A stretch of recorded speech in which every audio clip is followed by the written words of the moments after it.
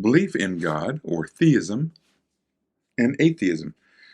Theism doesn't necessarily mean Christianity, although, you know my position on Christianity. I'm a Christian. I believe it's absolutely correct. Atheism is the belief that there is no God, which, quite frankly, I think nobody really believes that. We say that we're atheist, for instance, but in fact, what we're saying is that we deny that the God that exists, obviously exists. All of nature, all of the universe testifies to the reality that God exists. All that we're saying when we call ourselves atheists is that we deny the authority, the superiority, the reality of a God that has a nature with specific rules to live by. Because we don't want to live by somebody else's rules. We rebelled when we were kids against our parents. But now that we became adults, who can we rebel against? We can rebel against anybody else that wants to hold authority over us, whether that's government, which sometimes we do, parents, which it's less and less important as we become adults, or God. If there is a God and that God suggests that there is some kind of authority, some set of rules, some kind of reality that should govern the way we behave ourselves, well, we can deny that, right? So it's not a matter of saying that God doesn't exist. It means we're rejecting the idea that God has any kind of authority over us.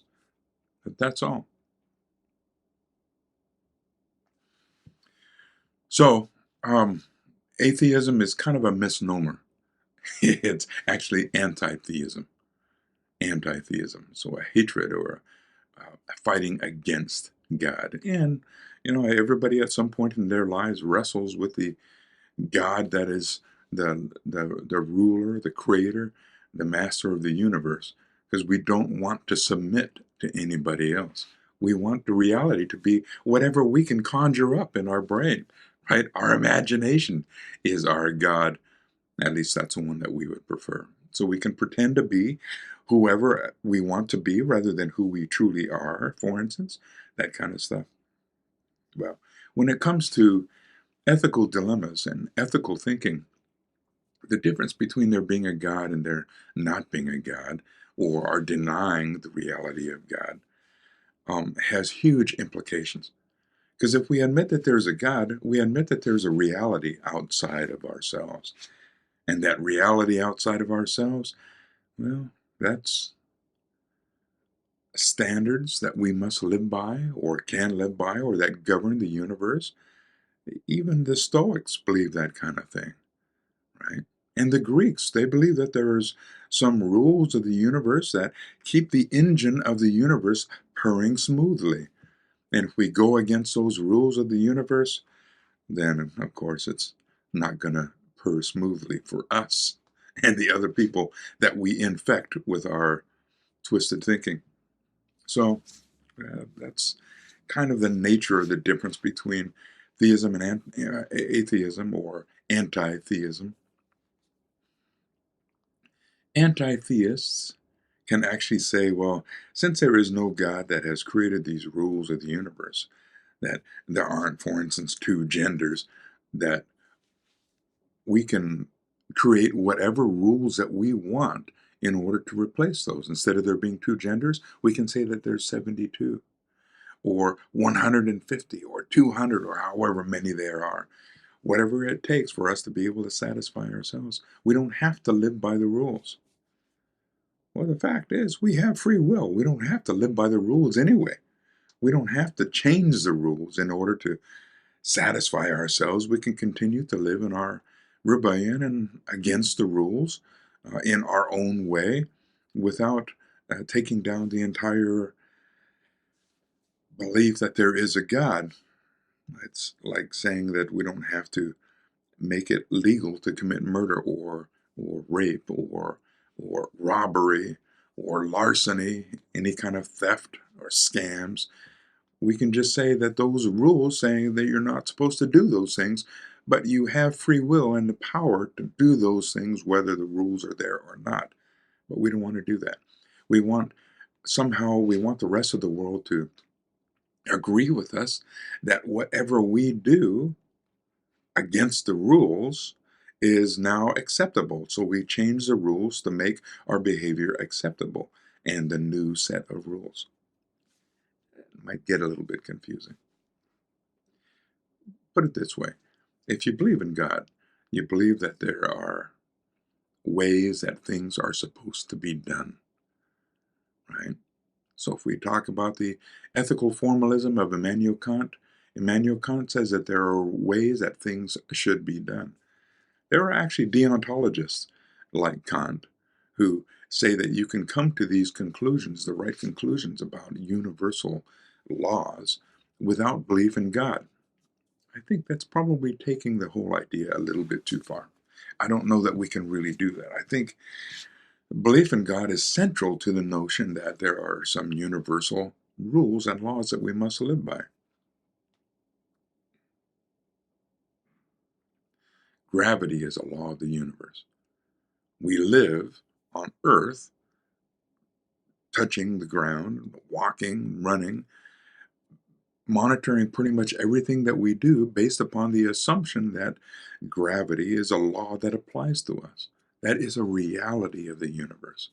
We can imagine in our mind a world where there is no gravity. That's great fun.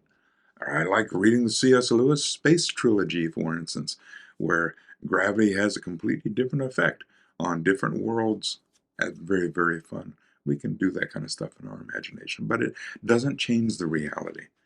The reality is gravity exists, whether we like it or not, whether we believe that there is a God or a creator of all things or not. Reality is reality. We cannot change it. It simply is the way that it is. In the theist view of things, there are several different ethical philosophies that come out of it. Among them would be the divine command theory, which says that since God created the universe, God can command us the set of rules that we must live by. It's not a bad theory. I don't know that we need to go to that point. That point is something that the Christians would say, God said it, um, I believe it, and that's that. That's not quite as simple or mindless as that. It makes a whole lot more sense, however, to say that since there is a God and God created the universe in a specific way, to live in harmony with the universe, we follow the system that exists, the standards that exist for that universe to operate in its acceptable and fluid natural way. Natural way. So natural law is something that the Stoics would have talked about, and in, quite frankly, some Christians as well. So Thomas Aquinas and a few others that have talked about natural law. Catholic Church is big on the idea of natural law, partly because of Thomas Aquinas.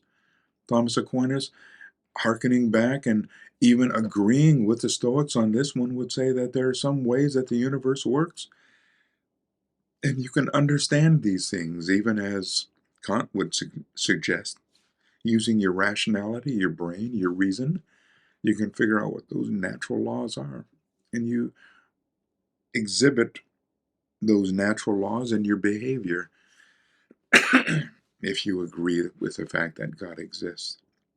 Now, the atheists would tend towards a different set of ethical philosophies. Consequentialism tends to go very smoothly, very easily with atheism. Because then figuring out what is right and wrong has a whole lot more to do with our emotions or our feelings about things. Right? What we would like to see the end results be, the consequences of our actions. We talked about deontological ethics or a godless version of ethical formalism, which I think really does not work so much. So we won't focus on that so much. But it does exist. We'd call that a secular deontology, right? But we're not going to really get into that kind of stuff. Essentially, the fact of God's existence changes the way that we view the world. We can deny that that God exists.